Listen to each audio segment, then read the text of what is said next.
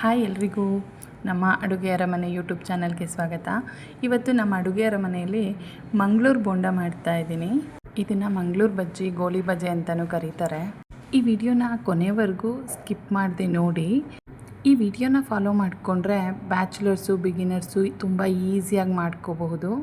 ತುಂಬ ಕಡಿಮೆ ಸಾಮಗ್ರಿಗಳನ್ನ ಬಳಸ್ಕೊಂಡು ಹೊರಗಡೆ ಕ್ರಿಸ್ಪಿಯಾಗಿ ಒಳಗಡೆ ಸ್ಪಾಂಜಿಯಾಗಿ ಹೇಗೆ ಮಾಡೋದು ಈ ಮಂಗಳೂರು ಬೋಂಡನ ಅಂತ ನೋಡೋಣ. ಈಗ ಮೊದಲು ಒಂದು ಬೌಲ್ಗೆ 1 ಕಪ್ಪಷ್ಟು ಮೊಸರು ಸೇರಿಸ್ಕೋಬೇಕು. ಮೊಸರು ಮನೆಯಲ್ಲೇ ತಯಾರಿಸಿದ್ದಾದರೆ ಒಳ್ಳೆಯದು. ಈಗ ಮೊಸರಿಗೆ ರುಚಿಗೆ ಎಷ್ಟು ಬೇಕೋ ಅಷ್ಟು ಉಪ್ಪು, 1 ಚಿಟಿಕೆಯಷ್ಟು ಅಡುಗೆ ಸೋಡಾ, 2 ಸ್ಪೂನಷ್ಟು ಅಡುಗೆ ಎಣ್ಣೆ, ಸ್ವಲ್ಪ ಜೀರಿಗೆ ಇಷ್ಟನ್ನು ಸೇರಿಸಿ ಚೆನ್ನಾಗಿ ವಿಸ್ಕರಿಂದ ಬೀಟ್ ಮಾಡ್ಕೋಬೇಕು. ಮೊಸರು ಈವನ್ ಟೆಕ್ಸ್ಚರ್ಗೆ ಬರೋವರೆಗೂ ಇದನ್ನು ಬೀಟ್ ಮಾಡ್ಕೋಬೇಕು. ನೋಡಿ ಹೇಗೆ ಕಾಣಿಸ್ತಾ ಇದೆ.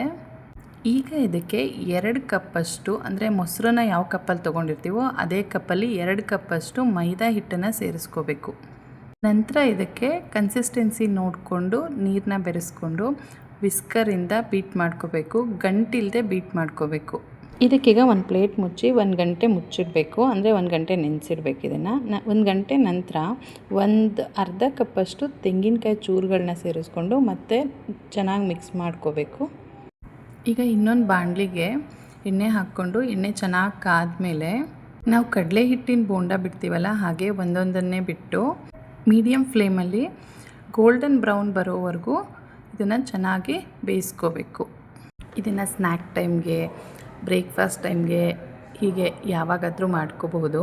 ಒಳ್ಳೆ ಹಸಿ ತೆಂಗಿನಕಾಯಿ ಚಟ್ನಿ ಜೊತೆ ಇದನ್ನು ಸರ್ವ್ ಮಾಡಿಕೊಂಡ್ರೆ ತುಂಬ ಚೆನ್ನಾಗಿರುತ್ತೆ. ಎಲ್ರಿಗೂ ಇಷ್ಟ ಆಗುತ್ತೆ. ನೀವು ಟ್ರೈ ಮಾಡಿ ಹೇಗೆ ಬಂತು ಅಂತ ಕಮೆಂಟ್ ಮಾಡಿ ತಿಳಿಸಿ. ಈ ವಿಡಿಯೋ ಇಷ್ಟ ಆಗಿದ್ದರೆ ಲೈಕ್ ಮಾಡಿ, ಶೇರ್ ಮಾಡಿ, ಹಾಗೆ ನನ್ನ ಚಾನೆಲ್ನ ಸಬ್ಸ್ಕ್ರೈಬ್ ಮಾಡ್ಕೊಳ್ಳೋದು ಮರಿಬೇಡಿ.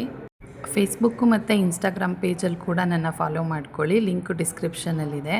Thank you for watching and love you all.